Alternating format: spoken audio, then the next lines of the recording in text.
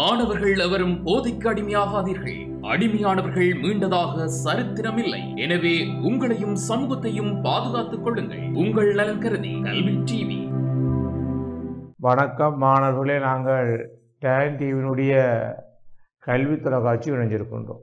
குறிப்பாக இந்த கல்வி தொலைக்காட்சி ஊடாக மாணவருடைய அடைவு மட்டத்தை உயர்த்தும் நோக்கோடு, குறிப்பாக ஏழு மாணவர்களுக்குரிய பெறுவேட்டை அதிகரிக்கும் நோக்கோடு, அதுவும் கலைத்துறை சார்ந்த பாடங்களில் அடைவு மட்டத்தை உயர்த்தும் நோக்கோடு ஒவ்வொரு ஆசிரியராலையும் ஒவ்வொரு பாடங்கள் கற்பிக்கப்பட்டு வருகின்றது.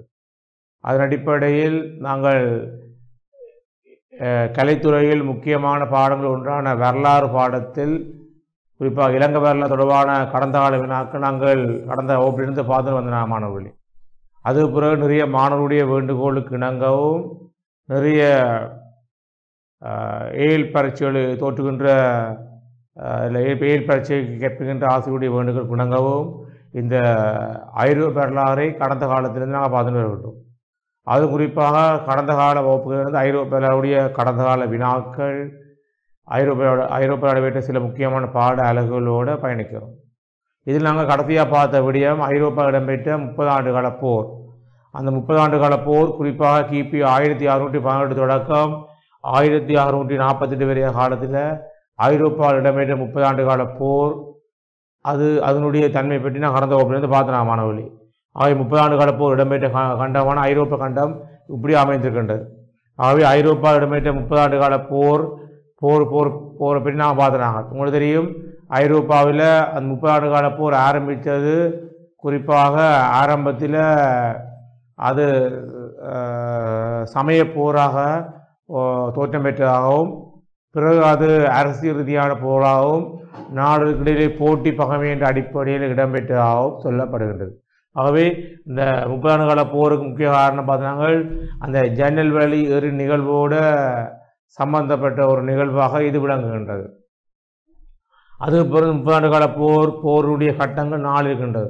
முதலாம் கட்டம் போகுமிய கட்டம் 1612 தொடக்கம் 1624. இரண்டாம் கட்டமானவர்களே தேனிய கட்டம் கிபி 1625 தொடக்கம் 1629.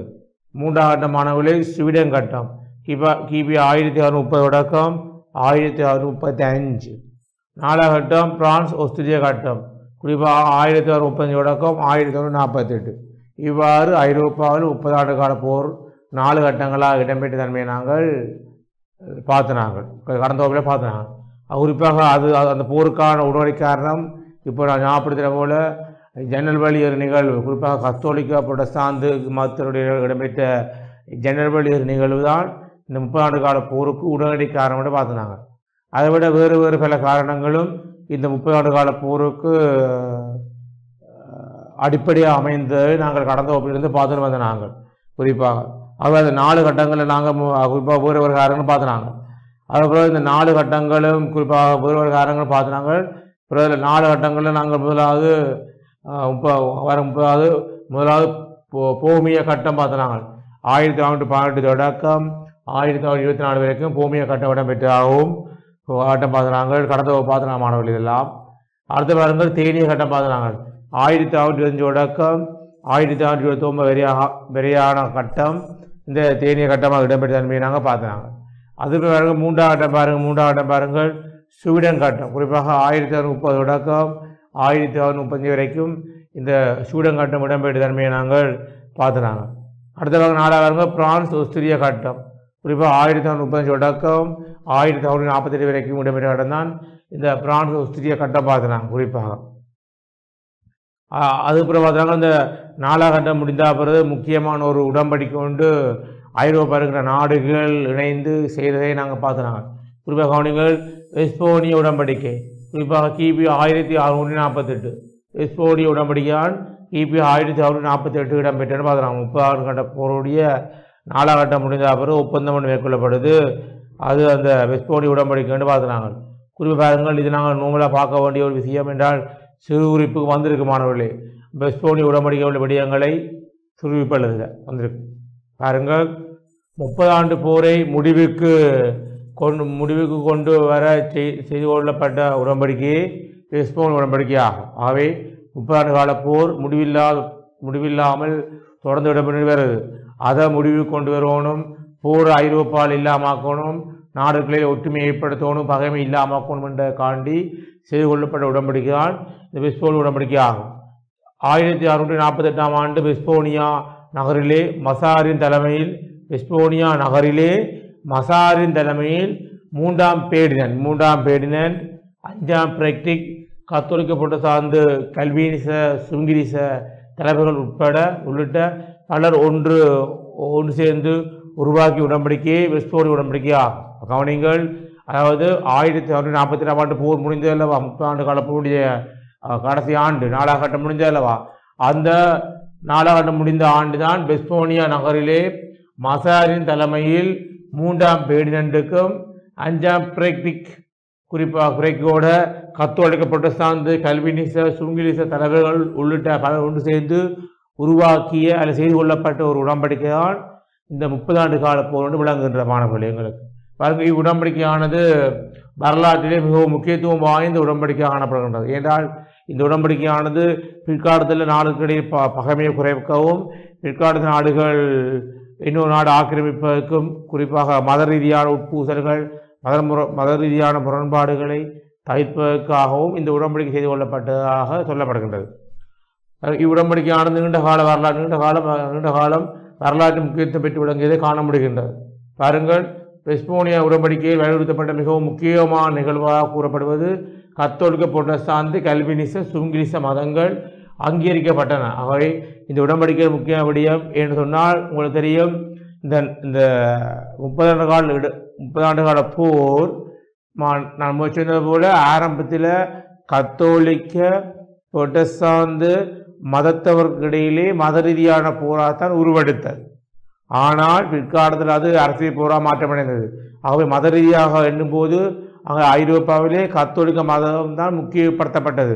கத்தோலிக்க போப்பாளர்கள், கத்தோலிக்க மத குருமார்கள், கத்தோலிக்க சமய சார்ந்தவர்கள் முக்கியப்படுத்தப்பட்டார்கள். குறிப்பாக புரட்டஸ்தாந்து கல்வினிச சுவங்கிலிச போன்ற மதத்தவர்கள் புறக்கணிக்கப்பட்டார்கள். ஆகவே அந்த மதத்தவர்களுக்கும், குறிப்பாக புரட்டஸ்தாந்து கல்வினிச சுவங்கிலிச மதத்தவர்களுக்கும் சம உரிமை கொடுக்க வேண்டும். கத்தோலிக்க மதம் போல அவர்களுக்கும் அரசியல் நிர்வாகத்திலேயும் பொருளாதார ஏனைய துறைகளிலேயும் முன்னுரிமை வழங்க வேண்டும் என்று சொல்லப்பட்டது மூலம் இங்கே சமய அடிப்படையில் ஒரு சமத்துவமான ஒரு தன்மை கட்டிவிடப்பட்ட தன்மையை நாங்கள் வெஸ்ட்போனிய உடன்படிக்கை மூலம் கண்டுகொள்ளக்கூடிய இருப்பதை நாங்கள் காணலாம். பாருங்கள், கத்தோலிய புரட்டஸ்தாந்து கல்வினிச சுங்கிலிச மதங்கள் அங்கீகரிக்கப்பட்டன. இதுவரை காலமும் கத்தோலிக்க புரட்டஸ்தாந்து மதங்கள் மாத்திரமே அங்கீகரிக்கப்பட்டன. இதுவரை காலமும் கத்தோலிக்க புரட்டஸ்தாந்து மதங்கள் மாத்திரமே அங்கீகரிக்கப்பட்டன. ஆனால் வெஸ்ட்போனிய உடன்படிக்கையின் பிரகாரம் கல்வினிச சுவிங்கிலிச கத்தோலிக்க புரட்டஸ்தாந்து மதங்கள் அங்கீகரிக்கப்பட்டன உடன்படிக்கை மூலம். அது மாத்திரமல்லாது சமய சண்டைகள் இடம்பெறாது தடுக்கின்ற வகையில் பல விடயங்கள் வலியுறுத்தப்பட்டன. ஆகவே சமய சண்டைகள் இடம்பெறக்கூடாது, சமய ரீதியான பெயரை பயன்படுத்தி அது குறிப்பாக சுங்கிலிச கல்வினிச புரட்டஸ்தாந்து அல்லது கத்தோலிக்க என்ற சமய முரண்பாடுகள் இல்லை, அதை வச்சுக்கொண்டு இன முரண்பாடுகள் ஏற்படக்கூடாது என்ற காண்டியும் இவ்வுடன்படிக்கையான செய்து கொள்ளப்பட்ட தன்மையை நாங்கள் காணக்கூடிய இருக்கின்ற மாணவர்களே. பாருங்கள், அது மாத்திரமல்ல சமய சண்டைகள் இடம்பெறாது தடுக்கின்ற வகையில் பல விடயங்கள் வலியுறுத்தப்பட்டன. பல விடயங்கள் ஆகிய மாணவர்களே இங்கே பாருங்கள், அது மாத்திரமல்லாது சமய சண்டைகள் இடம்பெறாது தடுக்கின்ற வகையில் பல விடயங்கள் வலியுறுத்தப்பட்டன. 1624ஆம் ஆண்டுக்கு பின்னர் இடம்பெற்ற பல சமய சண்டைகளின் போது 1624ஆம் ஆண்டுக்கு பின் இடம்பெற்ற பல சமய சண்டைகளின் போது சொத்துக்கள் பல சூறையாடப்பட்டிருந்தன. இதனால் கிபி 1624ஆம் ஆண்டுக்கு பின்னர்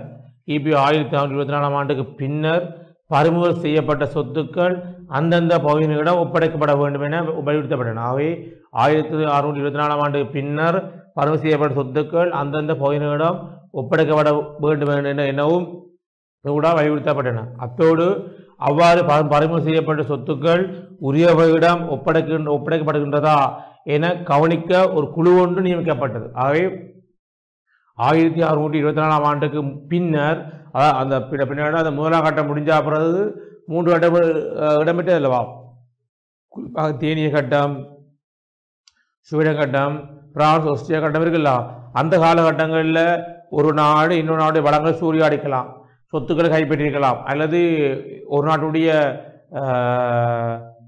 பிற செல்வங்களை சூறையாடிக்கலாம்.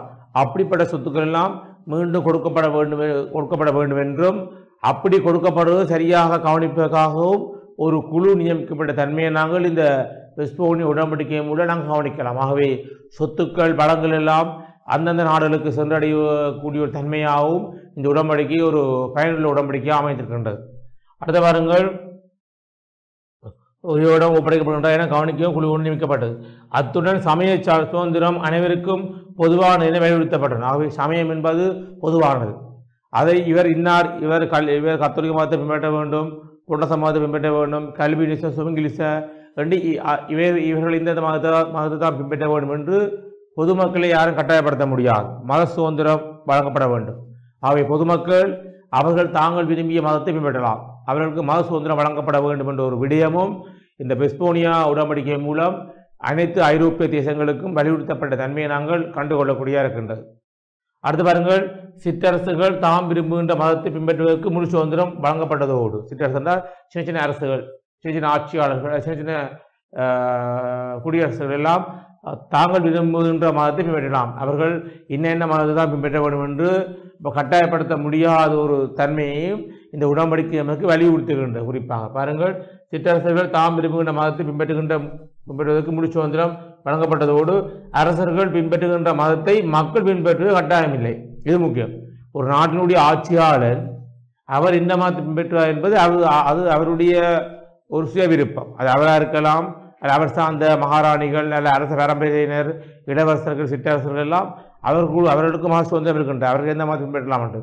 ஆனால் அவர்கள் பின்பற்ற மதத்தை, குறிப்பாக ஆட்சியாளர் பின்பற்ற மதத்தை தான் பொதுமக்கள் பின்பற்ற வேண்டுமோ ஒரு எண்ணம் இல்லை. அது பொதுமக்கள் எந்த மதத்தையும் பின்பற்றலாம். ஆட்சியாளர் பின்பற்ற மதத்தை பின்பற்ற வேண்டிய அவசியம் இல்லை. பொதுமக்களுக்கு மத சுதந்திரம் வழங்கப்பட்டிருக்கின்றது. ஆகவே எங்கே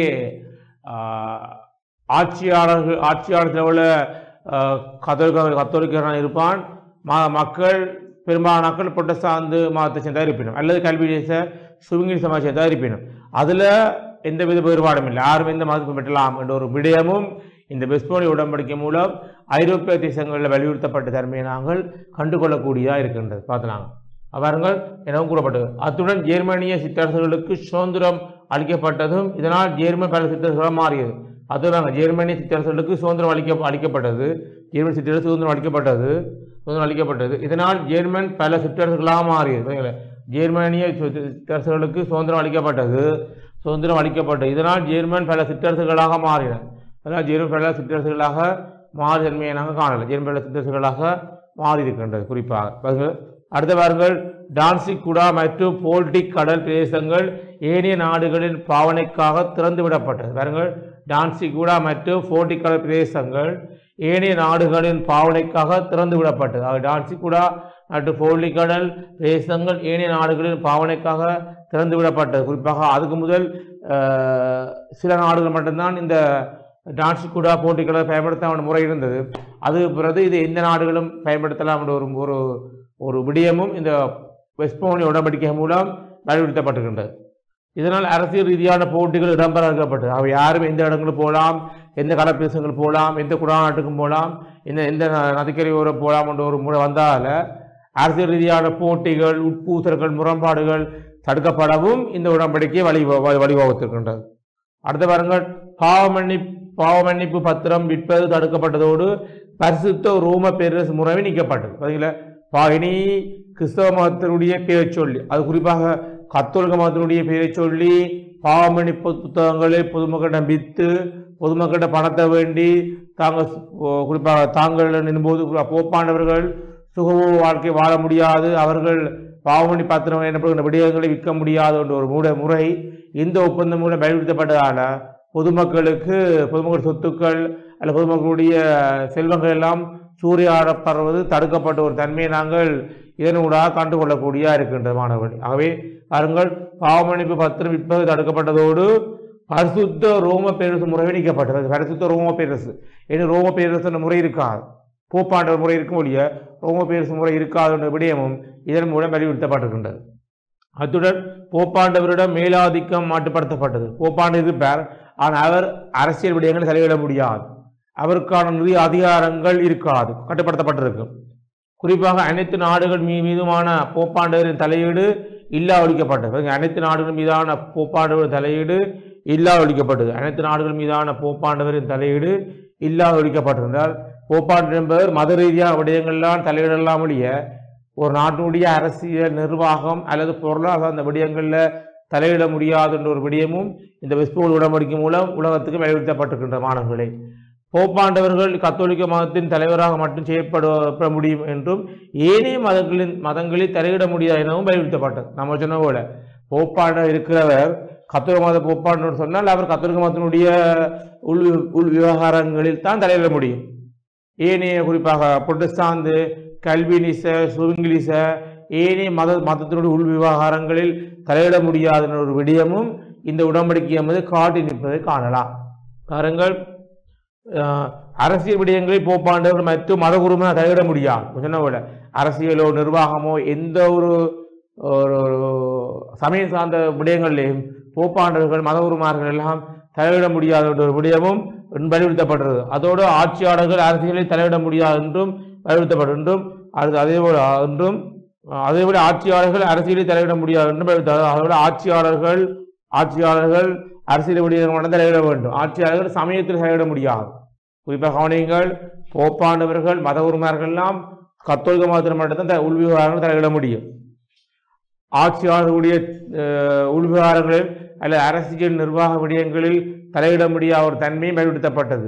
மாறி பார்த்தா மாணவர்களே, ஆட்சியாளர்கள் சமய விடயங்களில் தலையிட முடியாது. அது புரட்டஸ்தாந்தா இருக்கலாம், கல்வி இருக்கலாம், சுங்கிலிசா இருக்கலாம், அல்லது மதங்களா இருக்கலாம், அதிலேயும் தலையிட முடியாத ஒரு விடயமும் இதன் மூலம் வலியுறுத்தப்பட்ட தன்மையை நாங்கள் காணக்கூடியா இருக்கின்றது. முக்கிய விடயமானவர்களே, முக்கிய விடி பாருங்கள் முடியா. அடுத்த பாருங்கள், அதே போல ஆட்சியாளர்கள் அரசியல் தலையிட முடியாது என்று வலியுறுத்தப்பட்டது.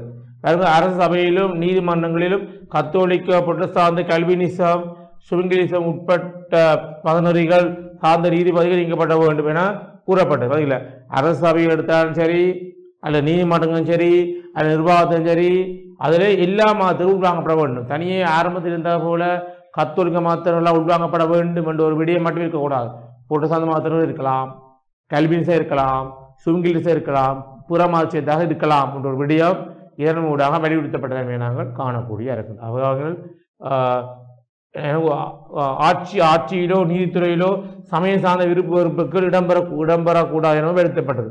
அது ஆட்சியிலேயோ அது நீதித்துறையிலோ நிர்வாகத்திலேயோ சமய சார்ந்த விடயங்கள் மட்டும்தான் உள்வாங்கப்பட வேண்டும், வேறு விடயங்கள் உள்வாங்கப்படக்கூடாது என்ற ஒரு விடயமும் இந்த வெஸ்ட்போல் உடன்படிக்கை காட்டி நிற்பதை காணலாம். அடுத்த வாரங்கள், அத்துடன் எந்த ஒரு சமயமும் தனது மதம் சார்ந்த முடிவுகளை தாவே எடுத்துக்கொள்வோடு தமது மதம் சார்ந்த தலைவர்களை நியமிப்பதற்கும் உறுத்துடையவர்களாக மாறினர். ஆகவே சொன்னது போல எல்லாம் ஒரே விஷயத்த மாணவர்கள் கவனியுங்கள். அந்தந்த மதத்தினுடைய உள் விவகாரங்களை அந்தந்த மதத்தை சேர்ந்த போப்பாண்டவர்கள் மதகுருமாக தலையிடலாம். பிற மதங்களுடைய செயற்பாடுகள், பிற மதங்களுடைய மூடநம்பிக்கையிலேயோ அல்ல பிற மதங்களுடைய கொள்கையிலேயோ தலையிட முடியாது என்ற ஒரு விடயமும் இந்த 30 ஆண்டு கால போர் செய்யப்பட்ட வெஸ்ட்போல் உடன்படிக்கை காட்டி நிற்கின்ற மாணவர்களே. பாருங்கள், ஒரு சமய சுதந்திரத்தில் மற்றொரு சமயம் தலையிடுவது முற்றாக எடுக்கப்பட்டது. ஒரு சமய சுதந்திரத்தில் மற்றொரு சமயம் தலையிடுவது முற்றாக எடுக்கப்பட்டது. பாருங்கள், ஒரு சமய சுதந்திரத்தில் மற்றொரு சமயம் தலையிடுவது முற்றாக தடுக்கப்பட்டது. ஒரு சமய சுதந்திரத்தில் மற்றொரு சமயம் தலையிடுவது இதனூடாக தடுக்கப்பட்ட ஒரு தன்மையை நாங்கள் காணக்கூடிய இருக்கின்றது. அடுத்த வாரங்கள், 30 ஆண்டு போரிலே வெற்றி பெற்ற நாடுகள் சில பகுதிகளை வைத்திருப்பதற்கான உரிமையும் வெஸ்ட்போல் உடன்படிக்கையில் வழங்கப்பட்டது. இது முக்கிய விதியம். நம்ம முதல் பார்த்தாங்க, ஆரம்பத்தில் பார்த்தாங்க அந்த வெஸ்ட்போல் உடன்படிக்கையில் பார்த்தாங்க அந்த 1624ஆம் ஆண்டுக்கு பிறகு, அதாவது முதலாம் கட்டமான தேனிய கட்டம் பூமிய கட்டம் முடிஞ்சா பிறகு தேனிய கட்டம், ஸ்வீடன் கட்டம், பிரான்ஸ், உஸ்திய கட்டம் இருக்கல, 3 கட்டங்களும் அந்த 3 கட்டங்களிலேயும் பங்கு பெற்றின நாடுகளுடைய செல்வங்களை அந்த சொத்துக்களை மற்ற நாடுகள் பரம்பு செய்தால் அது அந்தந்த நாடுகளிட கொடுக்கவும் சொல்லப்பட்டதில்லவா. இப்போது சின்ன ஒரு மாற்றம் வந்திருக்குன்னு சொன்னால் புறமாக சொத்துக்களை வச்சிருக்கலாம், ஆனால் அளவுக்கு அதிகமாக வச்சிருக்க முடியாது. ஒரு குறிப்பிட்ட தொகையை மட்டும்தான் வச்சிருக்க முடியும், ஏன தொகையை வச்சிருக்க முடியாத ஒரு தன்மையும் இதன் ஊடாக வலியுறுத்தப்பட்ட தன்மையை நாங்கள் காணலாம். பாருங்கள், நாங்கள் குறிப்பாக லோரன்ஸ் அல்சன் ஆகிய பகுதிகளில் பிரான்சின் செல்வாக்கு ஏற்படுத்தப்பட்டது. பிரான்ஸ் குறிப்பாக ஜெர்மனியுடைய கட்டுப்பாட்டில் இருந்த லோரன் அல்சன் ஆகிய பகுதிகளில் பிரான்ஸ் செல்வாக்கு ஏற்படுத்தப்பட்டது என்றால் இந்த பகுதி ஜெர்மனி சொந்தமானது. பிறகு லோரன்ஸ் அல்சன் பிரதேசங்களை பிரான்ஸ் கைப்பற்றிக்கொள்ளுது. இப்படி கைப்பற்றிக்கொண்ட அடிப்படையிலான் பிற்காலத்தில் ஜெர்மனியானது தனிநாடாக எழுச்சி வரைக்க பிரான்ஸ் கட்டுப்பாட்டில் இருந்த லோரன்ஸ் அல்சோன் போன்ற பிரதேசங்களை கைப்பற்றிய தன்மையை நாங்கள் பார்த்துக்கொள்ளக்கூடிய இருக்கிற மாணவர்கள். பாருங்கள், டென்மார்க், ஸ்வீடன், ஆஸ்திரியா முதலான நாடுகளும் சில பகுதிகளை வைத்திருப்பதற்கான உரிமையை பெற்றுக்கொண்டன. ஆகவே பிரான்ஸ் எப்படி லோரன்ஸ் அல்சன் போன்ற பலமான பகுதிகள், அதாவது நிலக்கரி வளம் கொண்ட ஜெர்மனிய பகுதிகளை வைத்திருக்கலாம் என்று ஒரு முடிவு செய்யப்பட்டதோ, அதே போல டென்மார்க், ஸ்வீடன், ஆஸ்திரியா முதலான நாடுகளும் சில நாடுகளுடைய வளங்களை வைத்திருக்கலாம் என்ற ஒரு முறையும் இதில் வலியுறுத்தப்பட்டது. ஆகவே அந்த வெற்றி பெற்ற நாடுகள் அல்ல பறிமுதல் செய்யப்பட்ட சொத்துக்களை அந்த நாடுகள் ஓரளவு வைத்திருக்கலாம், ஏரிய பகுதியை கொடுக்கலாம் என்ற ஒரு முறை மூலம் வெற்றி பெற்ற நாடுகளுக்கு ஒரு தனியாக ஒரு சிறப்பு சலுகை வழங்கப்பட்ட ஒரு தன்மையை நாங்கள் இந்த வெஸ்போனி உடன்படிக்கை என்பது காட்டி நிற்கின்ற மாணவர்கள். அடுத்த பாருங்கள், எனவே முடிவுரை பாருங்கள், இனி முடிவுரை பாருங்கள், முக்கியம் பாருங்கள், முடிவுரை பாருங்கள். எனவே மேற்கூறப்பட்ட விடயங்களை தொகுத்து நோக்கும் போது ஐரோப்பாவிலே சமய சண்டைகளை முடிவு கொண்டு வரும் வகையில் மிகச் சிறப்பானதொரு உடன்படிக்கையாக மேற்கொள்ளப்பட்டதோடு இன்று வரை ஐரோப்பாவிலே சமய சண்டைகள் இடம்பெறாது பாதுகாத்த வகையிலும் முக்கியத்துவம் பெறுவதை காணலாம். பாருங்கள் முடிவுரை பாருங்கள், எப்படி முடிவுரை பாருங்கள். எப்போதும் எந்த ஒரு வினாவுக்கு முடிவுரையான முக்கியமானது.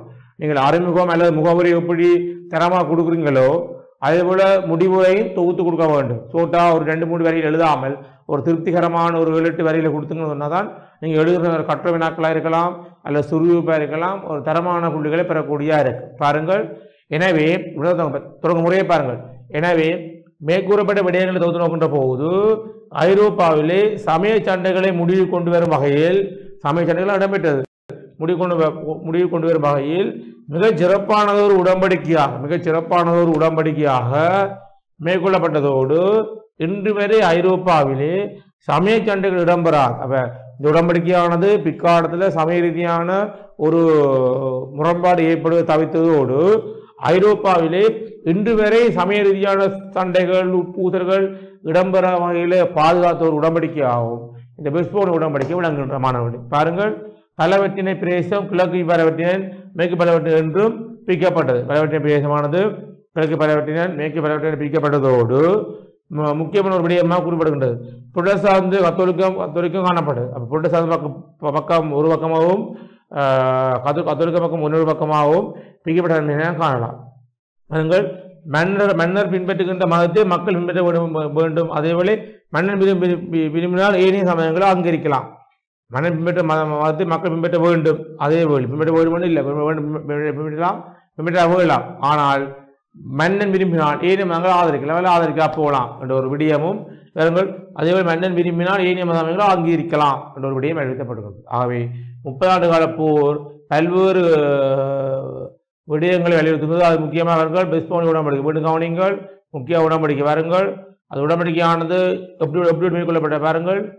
1648ஆம் ஆண்டு வெஸ்போனியா நகரிலே மசான் தலைமையில் 3ஆம் பெர்டினண்ட் 5ஆம் பிரெக்டிக் கத்தோலிக்க பொருட்டு சார்ந்த கல்வினிச சுங்கிலிச தலைவர் சேர்ந்து செய்து கொண்டார்கள். இவ்வுடன்படிக்கையான வரலாற்று முக்கியமானது. ஏன்னு சொன்னால் குறிப்பாக இவ்வுடன்படிக்கை மூலம் கத்தோலிக்க பொருட்டு சார்ந்த கல்வினிச சுங்கிலிச மதங்கள் அங்கீகரிக்கப்பட்டதோடு புறமங்களுக்கு முக்கியத்துவம் வழங்கப்பட்டுகின்றது. அதோட 1624ஆம் ஆண்டு பிறகு ஒரு நாடு மற்ற நாடு சொத்துக்களை வளங்களை பறிமுதல் செய்தால் திருப்ப மீண்டும் கொடுக்கப்பட வேண்டும் என்ற ஒரு முறையும் இதில் வலியுறுத்தப்படுகின்றது. அதோட சிற்றரசுகள் தாம் விரும்ப மதத்தை பின்பற்ற உரிமை வழங்கப்படுகின்றது. மக்கள் இந்த மதத்தை பின்பற்றுவோடு கட்டாயப்படுத்த முடியாது. அதோட ஜெர்மனி சிற்றரசுகளுக்கு மத சுதந்திரம் வழங்கப்படுகின்றது. அதோடு டான்சிகுடா போட்டிக்கான பிரதேசங்கள் 7 நாடுகளுக்கு பாவனைக்காக திறந்து விடப்பட்டது. அதோடு அரசியல் ரீதியான போட்டிகள் இடம்பெற நடக்கப்பட்டதோடு பாவனை பத்திரங்கள் விற்பது தடுக்கப்பட்டிருக்கின்றது. அதோட போப்பாடுகளுடைய மேலாதிக்கம் ஒழிக்கப்பட்டதோடு குறிப்பாக கத்தோலிக்க மதத்தின் தலைவர்கள் தங்களுடைய மதத்தினுடைய உள் விவகாரங்கள் மட்டும்தான் தலையிட முடியும். ஏனைய உள் விவகாரங்கள் தலையிட முடியாத முறையும் காணப்பட்டதோடு அரசியலில் சமய விடயங்கள் தலையிட முடியாது என்று கூறப்பட்டது. அதோட காலங்காலமாக இருந்து வந்த அரசு சபையிலேயும் நீதிமன்ற நிர்வாகத்திலேயும் காலங்காலமாக இருந்து வந்த கத்தோலிக்க செல்வாக்கு குறைக்கப்பட்டு புரட்டஸ்தாந்து சுவிங்கிலிச கல்வினிச செல்வாக்கும் அங்கு மீண்டும் காணப்பட்ட தன்மையை நாங்கள் காணக்கூடியதாக இருக்கின்றது. அதோட நீதித்துறைகளிலும் நிர்வாகத்துறைகளிலும் அல்ல பிற விடயங்களிலும் எல்லா மதத்திற்கும் சமூக வழங்கப்பட வேண்டும் என்பதும் வலியுறுத்தப்பட்டது. அதோட ஒரு சமயத்தினுடைய ஒரு சமயத்தில் சுதந்திரத்துக்கு மற்றொரு சமயம் தலையிட முடியாது என்று கூறப்பட்டது. அதோட முக்கியமான விஷயம், ஒரு நாடு இன்னொரு நாட்டு செல்வங்களையோ அல்லது நிலப்பரப்பு கைப்பற்றியிருந்தால் ஒரு குறிப்பிட்ட பகுதி மட்டும் வச்சுக்கலாம். உதாரணமாக பிரான்ஸானது ஜெர்மனியை கைப்பற்றி கொண்ட லோரைன்ஸ் அல்சைன் பிரதேசங்களை பிரான்ஸ் தன் கட்டுப்பாடு வச்சுக்கின்றது. அது ஆரம்பத்தில் ஜெர்மன் கட்டுப்பாடு இருந்தது மாணவர்களை. பிறகு டென்மார்க், ஸ்வீடன், ஆஸ்திரியா போன்ற நாடுகளும் தாங்கள் கைப்பற்றிய பிரதேசங்களை வைத்துக்கொள்ள கூறப்பட்டது. ஆகவே எனவே தொகுத்து நோக்கின்ற முடிவுரை பாருங்கள். எனவே தொகுத்து நோக்கின்ற போது ஐரோப்பாவில் 30 கால இடம்பெற்று வந்த சமய ரீதியாக சண்டைகள் முடிவு கொண்டு வரப்பட்டு பிற்காலத்தில் சமய ரீதியாக சண்டைகள் இடம்பெறாத வகையில் ஒரு செய்து கொள்ளப்பட்ட ஒரு உடன்படிக்கையாக வெஸ்போன் உடன்படிக்கையானது வரலாற்றின் முக்கியத்துவம் பெறுகின்றது. அதோட பலவற்றின் பிரதேசமானது கிழக்கு பலவற்றின் மேற்கு பலவற்றின் பிரிக்கப்பட்டதோடு மன்னர் பின்பற்றமாக தான் பொதுப்பமாக பின்பற்றுவதோடு அவசியமில்லை. ஆனால் மன்னன் பிற மதங்களை ஆதரிக்க போகிறது அவருடைய கட்டுப்பாடெல்லாம் இருக்கும் என்பது கூறப்பட்டது. இவ்வாறு பல விடயங்கள் இந்த வெஸ்போன் உடன்படிக்கையானது ஐரோப்பாவில் 30 ஆண்டு கால போருக்கு ஒரு முடிவு காட்டின மட்டுமில்லாமல் பிற்காலத்தில் சமய ரீதியான சண்டைகள் அல்லது கத்தோலிக்க புரட்டஸ்தாந்துடைய உட்பூசல்கள் அல்லது ஒரு சமய விடயங்களில் போப்பாளோட செல்வாக்கு அல்லது அரசியல் விடயங்களில் செல்வாக்கு, அவர் சமய விடயங்களில் அரசியல் செல்வாக்கு எந்தெந்த சமயம் வேறு அரசியல் வேறு என்ற ஒரு விடயம் இந்த வெஸ்போன் உடன்படிக்கை மூலம் வலியுறுத்தப்பட்ட தன்மையை நாங்கள் காணக்கூடிய இருக்கின்ற மாணவர்களே. ஆகவே 30 ஆண்டு கால போர் வெஸ்போன் உடன்படிக்கை மூலம் முடிவு கொண்டு வரப்பட்டதை நாங்கள் சுருக்காக சொல்லிக்கொள்ளலாம். ஆகவே 30 ஆண்டு கால போர் மாணவர்களை சிறுவிருப்பும் பெறக்கூடிய ஒரு விதியை 30 ஆண்டு கால போர் 4 கட்டங்களில் குறிப்பிட்டு விளக்க வேண்டி வரும், அல்லது முக்கியமாக 2 கட்டங்களை குறிப்பிட்டு விளக்க சொல்லி வரலாம். ஆகவே 30 ஆண்டு கால போர் முக்கியம், அவர் சம்பந்தப்பட்ட வெஸ்போன் உடன்படிக்கையும் முக்கியமான ஒன்று மாணவர்களே. ஆகவே நாங்கள் அடுத்த பார்க்க போகிற விடயம் முக்கியமானது ஏன்னு சொன்னால், குறிப்பாக இந்த வெஸ்போன் உடன்படிக்கை மூலம் 30 ஆண்டு கால போர் முடிவுக்கு வந்துட்டு ஓகே, நல்ல விஷயம். ஆனால் பாருங்கள், 30 ஆண்டு கால போர் முடிந்தால் கட்டாயம் அதனுடைய விளைவு ஒன்று இருக்கு. எந்த ஒரு நிகழ்ச்சி இடம்பெற்றாலும், எந்த ஒரு சம்பவம் இடம்பெற்றாலும், எந்த ஒரு நிகழ்வு நடந்து முடிந்தாலும் அதுக்கான விளைவு ஒன்று இருக்கின்றது. குறிப்பாக அந்த விளைவு நாங்கள் செய்கிற செயலை பொறுத்து தான், அல்லது நடக்கிற சம்பவங்களை பொறுத்து தான், அல்லது நிகழ்வை பொறுத்து தான் அது நன்மையான விளைவாகவும் தீர்மையான விளைவாகவும் தீர்மானிக்கப்படும். ஆகவே படிக்கிற மாணவர்கள் நீங்கள் அந்த நேரங்கள் உரிய பாடங்களை படிக்க வேண்டும். படிக்கிற நேரத்தில் ஒழுங்காக படித்தால் உங்களுடைய பெறுவரானது உயர் தரத்தில் இருக்கும். படிக்கிற நேரத்தில் படிக்காமல் நீங்கள் விடுவீர்களாக இருந்தால் உங்களுடைய விளைவானது உங்களுடைய பெறுவர்களில் பிற்காலம் தெரிய வரும். ஆகவே நீங்கள் செய்கிற விளைவு தான், நீங்கள் செய்கிற செயற்பாடு தான் விளைவை தீர்மானிக்கும், அது நன்மையாக தீர்மானிக்கும். அதே போலதான் இந்த 30 ஆண்டு கால போர் குறிப்பாக நடந்து முடிந்து விட்டது. நடந்து முடிஞ்சப்பல விளைவு ஒன்று இருக்கின்றது. அந்த விளைவு பாருங்கள், வெஸ்போன் உடன்படிக்கை மூலம் சில நன்மையான விடயங்களும் அரங்கேறப்பட்டிருக்கின்றது. ஆனால் தீமையான அல்லது பாதகமான விளைவுகளும் இதில் இருக்கின்றது என்பதை நீங்கள் கண்டுகொள்ளக்கணும். பாருங்கள் மாணவர்களே, பாதக விளைவை கவனிக்க மாணவர்களே. பாருங்கள் விளைவை பாதகமான நன்மையான விளைவை பாருங்கள். 30 ஆண்டு கால போரும் விளைவுகள், அது நன்மையும் பெறும் தீமையும் பெறும் மாணவர்களே. பாருங்கள், ஐரோப்பிய வரலாற்றில் இடம்பெற்ற போர்களை மிகவும் முக்கிய போராக குறிப்பிடுவது 30 ஆண்டு கால போராகும். முக்கிய போராகும். கிபி 1618 தொடக்கம் 1947 காலப்பகுதியில் 30 ஆண்டு போர் இடம்பெற்று 1918 தொடக்கம் 1948 வரைக்கும் 30 ஆண்டு கால போர் இடம்பெற்றது. 30 ஆண்டு கால போரானது ஜெர்மனியில் மட்டுமல்லாது ஐரோப்பிய நாடுகள் அனைத்திலும் தாக்கத்தை ஏற்படுத்திய போராக குறிப்பிடுகின்றது. ஆகவே 30 ஆண்டு கால போரானது ஜெர்மனியில் மட்டும் தாக்கத்தை ஏற்படுத்திய மாணவர்களே. ஜெர்மனியை தாண்டி ஐரோப்பாவில் இருக்கின்ற ஸ்வீடன், பிரான்ஸ், ஆஸ்திரியா, ஏனைய பல நாடுகளிலே குறிப்பாக இங்கிலாந்து ஐரோப்பிய கண்டங்களிலே பல தாக்கங்களை ஏற்படுத்திய தன்மையை நாங்கள் கண்டுகொள்ளக்கூடிய இருக்கின்ற மாணவர்களே. பாருங்கள் இதன் விளைவாக வரலாற்றில் மிகவும் முக்கியம் வாய்ந்த நிகழ்வாக குறிப்பிடப்படுகின்றது. இந்த 30 ஆண்டு கால போரானது இன்று வரை கூட ஒரு வரலாற்றில் ஐரோப்பாவில் ஒரு முக்கியமான நிகழ்வாக ஐரோப்பிய வரலாற்றாசிரியரால் கோடிட்டு காட்டப்படுவதை காணலாம் மாணவர்களே. பாருங்கள், அரசியல், பொருளாதார, கலாச்சார அடிப்படையில் இவ்யுத்தமானது மிகவும் முக்கியத்துவம் பெற்றிருப்பதை காணலாம்.